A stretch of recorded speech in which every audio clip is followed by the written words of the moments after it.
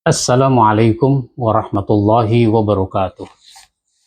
Saudaraku, para aktivis masjid, kaum muslimin yang dimuliakan Allah Subhanahu wa Ta'ala,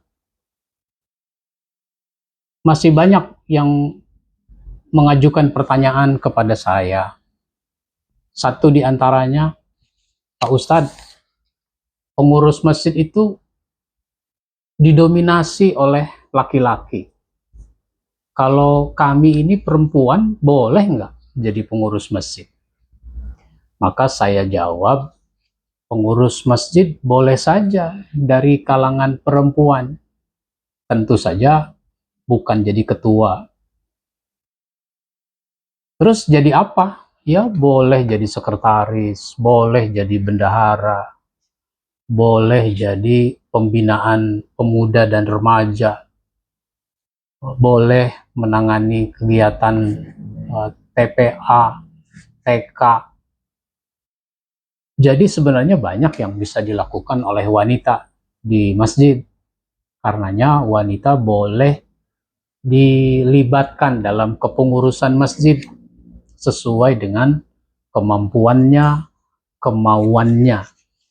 Karena sebenarnya kita membutuhkan tenaga-tenaga wanita. Misalnya, kalau hari Jumat masih ada orang-orang yang masih ngobrol, anak-anak masih bermain, bercanda di luar masjid. Padahal khutbah sudah dimulai. Banyak orang belum segera masuk ke masjid, masih asik di luar, masih ada sampai ada yang merokok di bawah pohon, di taman. Nah, ini kan harus ada yang mengatur, yang menegur. Sementara pengurus masjid yang laki-laki nggak bisa melakukan itu. Karena apa? Karena semua pengurus masjid juga harus mendengarkan khutbah, nggak boleh bicara. Kalau wanita itu kan tidak diwajibkan untuk ibadah Jumat, maka tugas itu bisa diserahkan kepada wanita. Begitu juga pengaturan-pengaturan lain pada saat ibadah Jumat berlangsung. Ini bisa dikerjakan oleh wanita. Jadi wanita bukan hanya ngurus konsumsi, tapi bisa melakukan hal-hal lain. Apalagi di masjid harus melayani jamaah wanita.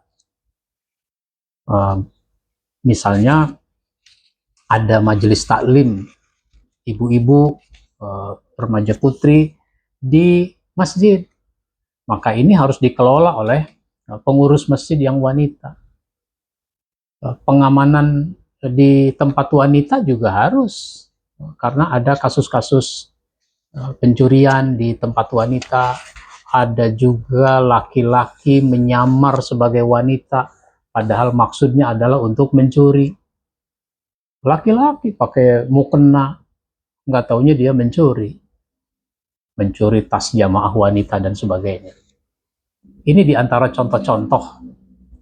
Belum lagi pengontrolan tempat wudhu, WC, toilet di tempat wanita itu kan juga harus dilakukan oleh wanita.